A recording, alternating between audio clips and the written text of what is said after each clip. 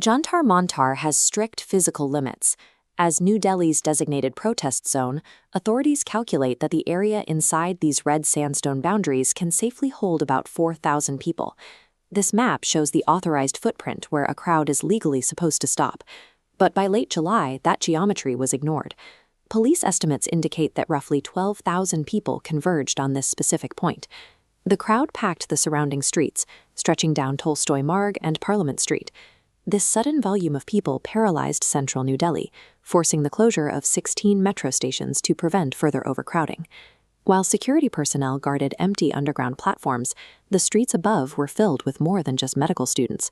Corporate professionals, 13-year-old schoolchildren, and veteran farmers stood alongside aspirants waving Cockroach Janta Party banners. A medical entrance exam leaked its question paper. We have to look at why that specific failure triggered a cross-generational mass convergence that brought the capital to a halt. At the center of the crowd are the direct victims of the NEET UG 2026 leaks. For 2 million students, this exam dictates their entire career. The compromise of those results meant lost years of study and a wave of student suicides in the weeks following the announcement. These students arrived in Delhi with a non-negotiable demand: the immediate resignation of the Union Education Minister, Dharmendra Pradhan. For those sleeping on the pavement, the minister's removal is the only acceptable proof that the government acknowledges their career paths have been derailed. This singular focus provides the protest its immovable anchor. The crowd size increased significantly after July 20th. On that day, the original student corps organized the Chalo Sansad March to take their grievances directly to the opening of the monsoon session at Parliament House. The state responded by shutting down local internet services and deploying a heavy security apparatus. Police used tear gas and batons to disperse the youth, leading to clashes that injured both protesters and officers.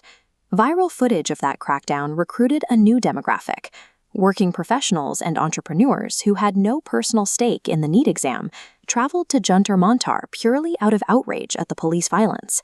The attempt to clear the streets with force served as a catalyst. It transformed a student grievance into a broad public spectacle, bringing thousands of previously uninvolved observers into the streets. This momentum attracted veteran activists like Sonam Wangchuk. His decision to launch a hunger strike at the site added logistical weight and increased the movement's visibility for an older generation.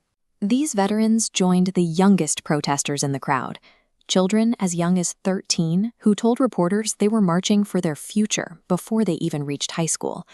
They united under the Cockroach banner.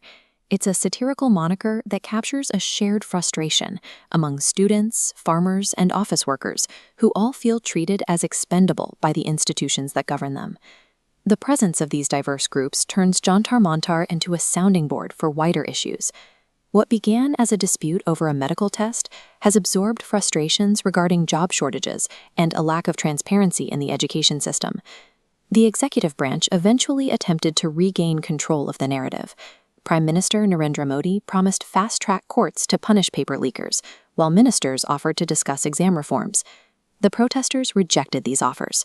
Instead, they increased their level of organization, coordinating food deliveries and maintaining their presence at Jantar Mantar, despite localized internet blackouts.